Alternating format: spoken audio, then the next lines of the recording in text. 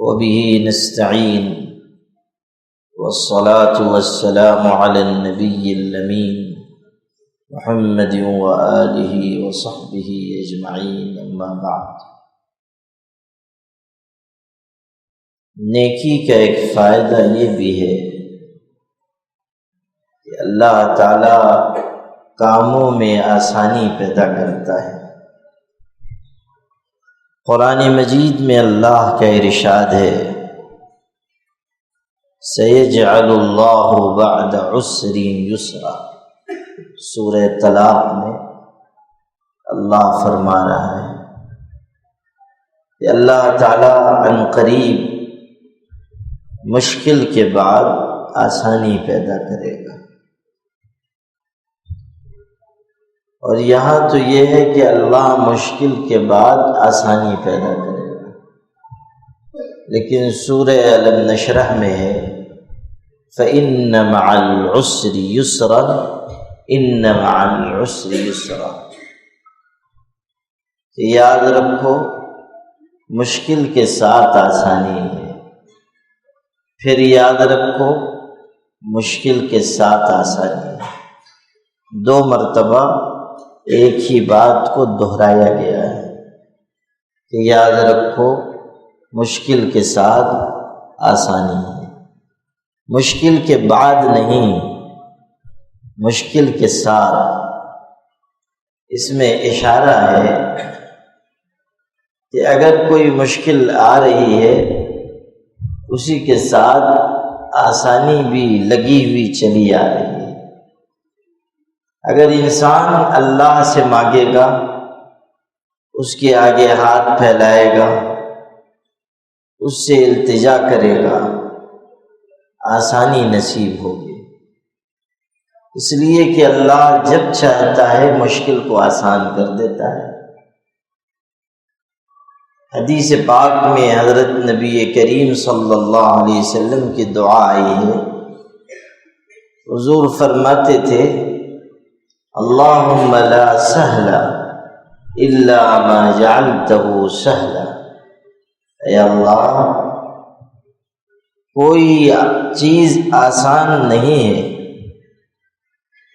مگر وہ جس کو تو آسان کر دے، یعنی جب تو کسی چیز کو آسان کر دے جب ہی وہ آسان ہے، اگر تو آسان نہ کرے تو وہ چیز آسان نہیں ہو سکتی۔ وَأَنْتَ تَجْعَلُ الْحَزْنَ سَهْلًا إِذَا شِئْتَ، اور تو جب چاہتا ہے مشکل کو آسان کر دیتا ہے، تو جب چاہتا ہے مشکل کو آسان کر دیتا ہے۔ نبی کریم صلی اللہ علیہ وسلم کی یہ دعا بتا رہی ہے کہ اللہ جب چاہے گا مشکل کو آسان کر دے گا، اور اللہ ہی کے ہاتھ میں ہے دشواری کو دور کرنا، مشکل کو آسان کرنا۔ تو قرآن مجید کی یہ آیتیں ہمیں بتا رہی ہیں کہ مشکل کے بعد آسانی، یہ مشکل کے ساتھ آسانی، اور اللہ جب چاہے گا سہولت پیدا فرمائے گا۔ اب یہ ہے کہ جب انسان اللہ سے جڑے گا، نیکی کرے گا، بھلے کاموں میں لگے گا، تو اللہ کی مدد اس کے ساتھ آئے گی اور اس کے کام بن جائیں گے، اس کے کام آسان ہو جائیں گے۔ آپ دیکھیں گے کہ اگر انسان اللہ سے مانگ کر کوئی کام شروع کرے، اس کی مدد کی دعا کر کے کام شروع کرے، تو وہ کام جلد ہو جاتا ہے، آسانی سے ہو جاتا ہے، اس میں انسان کو زیادہ تعب مشقت نہیں ہوتی۔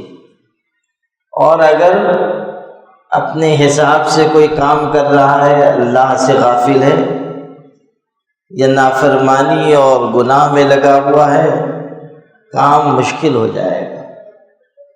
کام جو تھوڑے وقت میں ہونے والا ہے بہت وقت لگ جائے گا، اس میں محنت زیادہ لگے گی، مشقت زیادہ لگے گی، اس میں پریشانی زیادہ اٹھانی پڑے گی۔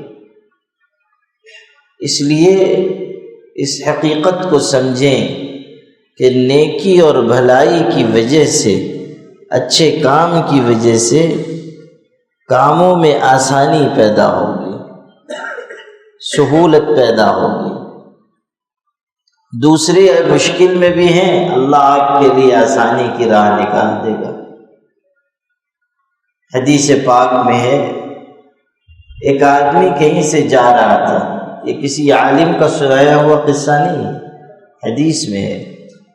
انسان جا رہا ہے اور آسمان پر کالا بادل ہے، ابر ہے، جس میں سے بارش برستی ہے۔ تو اس نے اچانک آواز سنی، کسی نے کہا بادل کو کہ تم جاؤ اور فلاں آدمی کی کھیتی پر برس جاؤ۔ نام لے کر کہا گیا کہ جاؤ اور فلاں آدمی کی کھیتی پر برس جاؤ۔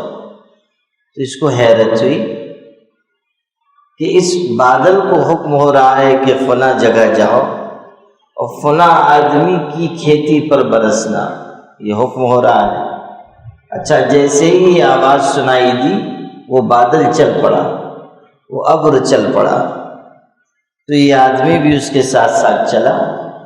اوپر بادل اور نیچے یہ دونوں جا رہے ہیں۔ ایک علاقے میں وہ بادل پہنچا اور صرف ایک ہی کھیتی پر برسا، نہ ادھر نہ ادھر نہ ادھر، صرف ایک کھیت پر وہ برسا۔ اس کو بڑی حیرت ہوئی۔ یہ گیا اس کھیت کے اندر، جو کھیت والا تھا اس سے پوچھا تمہارا نام کیا ہے؟ اس نے بتایا یہ ہے۔ وہ وہی نام تھا جو اس نے سنا تھا کہ جاؤ اور فلاں آدمی کی کھیتی پر برس جاؤ۔ تو اس نے کہا عجیب بات ہوئی، میں فلاں علاقے میں تھا اور بادل میں سے ایسی آواز سنائی دی اور وہاں سے یہ بادل آیا اور تمہاری کھیتی پر برس گیا، نہ ادھر برسا نہ ادھر برسا، صرف تمہاری کھیتی پر۔ تو تم کون سا ایسا نیک عمل کرتے ہو جس کی وجہ سے اللہ نے یہ انتظام فرمایا کہ اور لوگوں کی کھیتیاں سوکھی ہیں اور تمہاری کھیتی سرسبز و شاداب، تمہاری کھیتی میں پانی آ گیا، کون سا ایسا عمل کرتے ہو؟ تو اس نے کہا کہ بات یہ ہے کہ میری اس کھیتی سے جو پیداوار نکلتی ہے، جو غلہ اناج اگتا ہے، میں نے ایک ترتیب بنا رکھی ہے کہ اس غلے اور اناج کی، اس پیداوار کی 3 حصوں میں تقسیم کرتا ہوں، یعنی 3 حصے میں بانٹ لیتا ہوں۔ ایک حصہ میں اسی وقت اللہ کے راہ میں صدقہ کر دیتا ہوں، ایک حصہ اپنے اور اپنے گھر والوں کے لیے رکھ لیتا ہوں، اور ایک حصہ واپس اس کھیتی پر لگاتا ہوں، جو خرچ ہوتا ہے تو اس کھیتی پر پھر لگاتا ہوں۔ تو اس کی برکت یہ ہے کہ کبھی میری کھیتی میں نقصان نہیں ہوتا ہے، اور اگر سب طرف قحط بھی پڑ جائے تب بھی میری کھیتی سرسبز و شاداب رہتی ہے۔ اندازہ کیجیے، ایک انسان نے طے کر لیا کہ میری کھیتی سے جو پیداوار نکلے گی اس کا ایک حصہ میں اللہ کی راہ میں دے دوں گا۔ زکوٰۃ کی بات نہیں ہے، یہ زکوٰۃ تو سال بھر میں فرض ہوتی ہے، وہ بھی 40واں حصہ دینا ہے، اس میں بھی جان نکل جاتی ہے لوگوں کی۔ جہاں رمضان آنے لگا، سال ختم ہونے لگا، معلوم ہوا پلاٹ بیوی کے نام پہ کر رہے ہیں۔ کیا ہو گیا صاحب؟ معلوم ہوا کہ زکوٰۃ بچانے کا نسخہ ہے کہ سال گزرے گا نہیں تو زکوٰۃ واجب ہوگی نہیں۔ ویسے ہی ہیلے بہانے تدبیر کرتے ہیں جیسے بنی اسرائیل کرتے تھے، اور بنی اسرائیل پہ جیسی مصیبت آئی پھر ان پہ بھی آفت آتی ہے۔ معلوم ہے نا، بنی اسرائیل کو کہا گیا تھا سنیچر کے دن شکار نہ کرنا، اور امتحان ہوا ان کا۔ ایک بستی ان کی بالکل سمندر کے دریا کے کنارے تھی، اور وہ لوگ مچھلی ہی پکڑتے تھے اور اسی پر گزر بسر تھی۔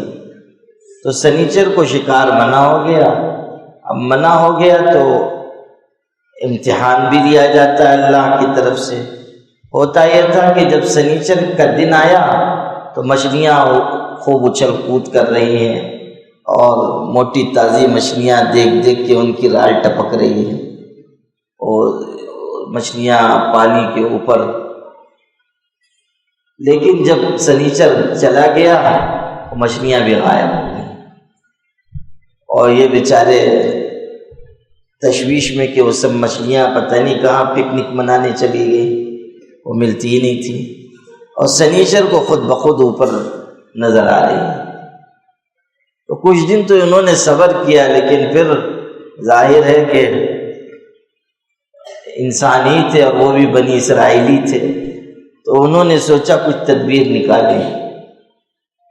تو انہوں نے یہ کیا کہ دریا سے نالیاں بنائی اور اس کے سرے پر گڑھے کھود دیے، اور جب سنیچر کے دن مچھلیاں آتی تھیں تو وہ نالیاں کھول دیتے تھے، تو وہ پانی کے ساتھ ساتھ ادھر گڑھے میں آ جاتی، اور گڑھے کا راستہ یہ بند کر دیتے، یعنی آؤ تو صحیح جاؤ مت۔ جیسے مسلمانوں میں بہت سے ہیں نا، بابا آن دیو، تو وہ اسی طرح کہ آنے دو، ادھر مچھلیاں ادھر آنے دو، وہ آ گئی تو پھر بند کر دیا، اب جا نہیں سکتی۔ اچھا، اب گئی نہیں تو اتوار کے دن اس کو نکال لیتے تھے اور کہتے تھے ہم نے سنیچر کو شکار نہیں کیا، ہم نے تو اتوار کو کیا ہے، یعنی سنیچر کے دن جو شکار منع تھا تو ہم نے سنیچر کو کہاں کیا، ہم نے تو اتوار کو کیا۔ تو ہیلا بہانہ تدبیر کی، نتیجہ یہ نکلا کہ اللہ کا عذاب آیا ان پر۔ اور قرآن مجید میں ایک سے زیادہ مقام پر ہے کہ اللہ نے فرمایا کونوا قردۃ خاسئین، تم سب ذلیل بندر بن جاؤ۔ چنانچہ وہ پوری بستی بندر بنا دی گئی، پوری بستی بندر بنا دی گئی، اور 3 دن تک وہ اسی حالت میں روتے رہے، پھر مر گئے۔ تو اندازہ کیجئے کہ ہیلے بہانے اور راستے، الگ طریقے سے راستے پیدا کرنے کا نقصان کیا ہوتا ہے۔ کتنے مسلمان ہیں جو زکوٰۃ سے بچنے کے لیے ہیلے تدبیریں اختیار کرتے ہیں، صحیح نہیں۔ اللہ نے جو چیز فرض کی ہے اسے انجام دینا ہے۔ تو زکوٰۃ تو سال میں فرض ہوتی ہے، لیکن اس انسان کا حوصلہ دیکھیے کہ اس نے یہ طے کیا تھا کہ میں اپنی پیداوار کا 1/3 حصہ، جتنی کھیتی ہو رہی ہے اس کا 1/3 حصہ اللہ کے راستے میں دے دوں گا۔ اس سے یہ بات بھی سمجھیے کہ انسان کو اپنی کمائی کا کچھ حصہ اللہ کے راستے کے لیے خاص کر دینا چاہیے، اس سے کمائی میں برکت ہوتی ہے۔ کچھ فیصد انسان مقرر کر دے۔ حضرت مولانا مفتی شفیع صاحب رحمۃ اللہ علیہ بڑے عالم اور بزرگ گزرے ہیں، وہ اپنے پاس 2 تھیلیاں رکھتے تھے، ان کا معمول تھا 2 تھیلی ہوتی تھی۔ اگر کوئی مال محنت سے آیا تو اس کا 20واں حصہ تھیلی میں ڈال دیتے تھے، ایک تھیلی میں، اور اگر بغیر محنت کے کوئی مال آیا، کسی نے کوئی تحفہ دیا، ہدیہ دیا، تو اس کا 10واں حصہ ایک تھیلی میں ڈالتے تھے، اسی وقت نکال دیتے تھے اور اس تھیلی میں جمع کرتے جاتے تھے، اور پھر اللہ کے راستے میں خرچ کر دیتے تھے۔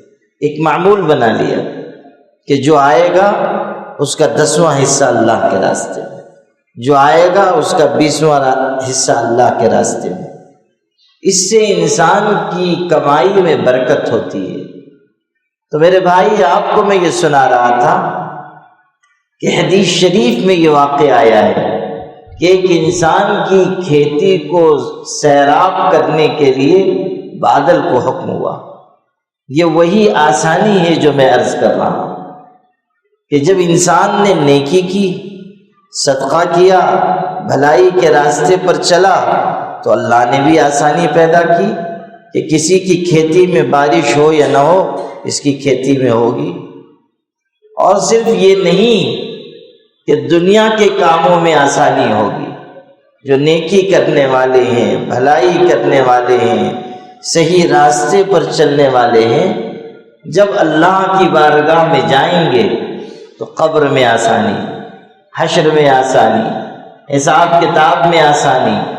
قرآن میں آپ پڑھیں فَأَمَّا مَنْ أُوتِيَ كِتَابَهُ بِيَمِينِهِ فَسَوْفَ يُحَاسَبُ حِسَابًا يَسِيرًا، کہ جس کا نام اعمال سیدھے ہاتھ میں دیا جائے گا اس کا آسان حساب لیا جائے گا، آسان حساب ہوگا۔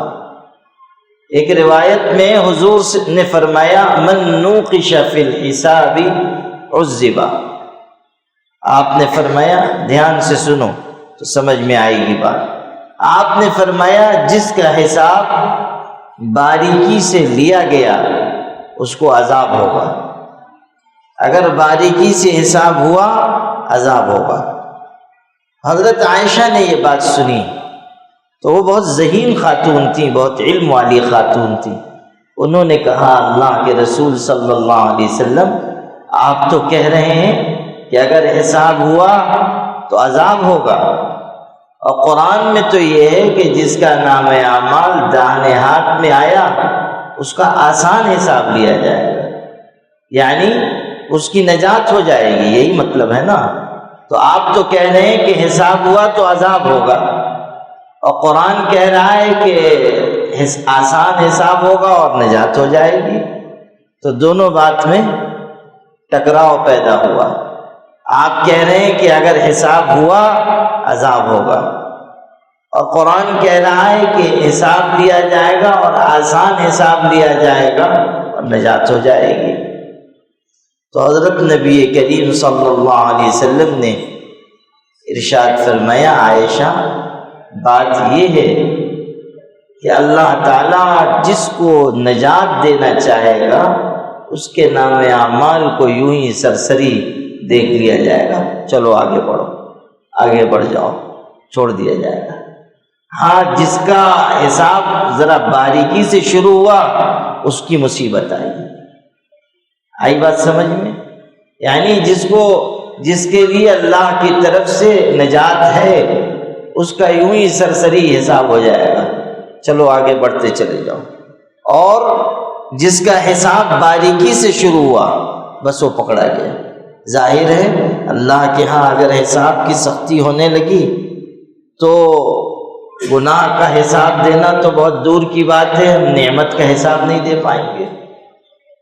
اللہ کے ہاں حساب دینا آسان نہیں ہے، تو اگر باریکی ہو گئی تو مشکل پیدا ہو گئی، اور اگر اللہ نے کرم کر دیا کہ چلو بڑھ جاؤ، یا فرشتوں سے کہا یوں ہی دیکھ لو اور بڑھا دو، ہو جاتا ہے۔ چلیے اللہ تعالیٰ نجات دینا چاہتا ہے تو پھر کون روک سکے گا، بڑھ جاؤ، اللہ جس پر کرم کر دے ہو گیا۔ یہاں جب ہم لوگوں نے اعتکاف شروع کیا، میرا خیال ہے دوسرا یا تیسرا سال تھا اعتکاف میں، اس وقت بہت بھیڑ نہیں ہوتی تھی، کوئی 100 لوگ ہوتے تھے، 100 سوا 100 لوگ۔ تو مجھے یاد ہے ایک صاحب نے ہمارے یہیں کے تھے مالیگاؤں کے، انہوں نے خواب دیکھا اور مجھ سے بیان کیا۔ خواب یہ دیکھا کہ قیامت قائم ہو گئی اور یہاں جو لوگ اعتکاف میں ہیں وہ اللہ کی بارگاہ میں پیش ہوئے، اور میں بھی اور جو معتکفین ہیں وہ سب پیش ہوئے، اور مرحلہ حساب کا ہے۔ تو اللہ تعالیٰ نے فرشتوں سے فرمایا یہ اعتکاف والے ان کو بڑھا دو، ان کو آگے بھیج دو، اور لیکن وہ جنہوں نے خواب دیکھا تھا، عجیب بات ہوئی، وہ جنہوں نے خواب دیکھا تھا خود انہوں نے کہا کہ میرے بارے میں کہا اس کو روک لو اور اس کو روکو، حساب ہوگا۔ اور کہتے ہیں کہ آپ نے جب دیکھا کہ مشکل پیش آئی تو مجھ سے کہا سورہ یاسین پڑھو، اور اس پر ان کا خواب پورا ہو گیا، یہیں تک بیان کیا۔ تو اس وقت میں نے ان سے کہا کہ توبہ استغفار کرو۔ اچھا، عجیب بات یہ تھی کہ ان کے حالات اس وقت ٹھیک تھے، لیکن خواب جو ہے کبھی آگے کے حالات کے حساب سے دکھایا جاتا ہے۔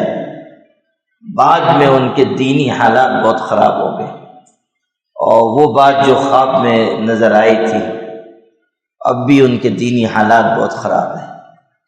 تو یہ کہ اس وقت وہ کہہ رہے ہیں کہ اور لوگوں کو کہا بڑھ جاؤ، اور ان کو کہا اس کو روکو، اس کا حساب ہوگا۔ اللہ اللہ اللہ اللہ اگر کرم فرما دے آسان ہے، اور اگر اللہ روک لے اور حساب میں باریکی کرے پھر بچنا مشکل ہے۔ اس لیے کہ اگر باریکی کی گئی پھر اللہ تعالیٰ کے ہاں انسان کے لیے جواب دینا بہت مشکل ہو جائے گا۔ میرے بھائی، انسان کو چاہیے کہ وہ اچھے اعمال کے راستے پر چلے، تاکہ دنیا میں تو آسانی ہو ہی، قبر میں بھی آسانی ہو، حشر میں آسانی ہو، حساب کتاب کے مرحلے میں آسانی ہو، انسان آسانی سے جنت میں داخل ہو جائے، اللہ کی بارگاہ میں اس کی نجات ہو جائے۔ اس کی اللہ سے ہمیشہ دعا کرنی چاہیے۔ قرآن میں آپ حضرت موسیٰ کی دعا پڑھیے، رب اشرح لی صدری ویسر لی امری، اے اللہ میرے سینے کو کھول دے، میرے کام کو آسان بنا دے۔ یسر لی امری، وہی آسانی کی دعا مانگو، اللہ میرے کام کو میرے لیے آسان فرما دے۔ یسر لی امری واحلل عقدۃ من لسانی یفقہوا قولی، زبان کی گرہ میری کھول دے تاکہ لوگ میری بات سمجھ سکیں۔ زبان میں ان کے تھوڑی گرہ تھی، اس کی دعا مانگی۔ تو یسر لی امری، اللہ میرے کام کو میرے لیے آسان کر دے۔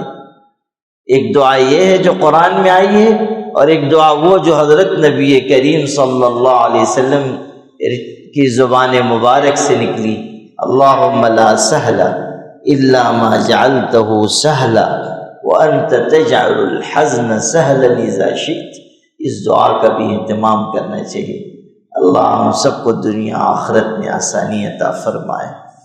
اللہ تعالی ہمارے لیے دنیا اور آخرت کی نعمت مقدر فرمائے، ہر قسم کے شر سے بچا لے۔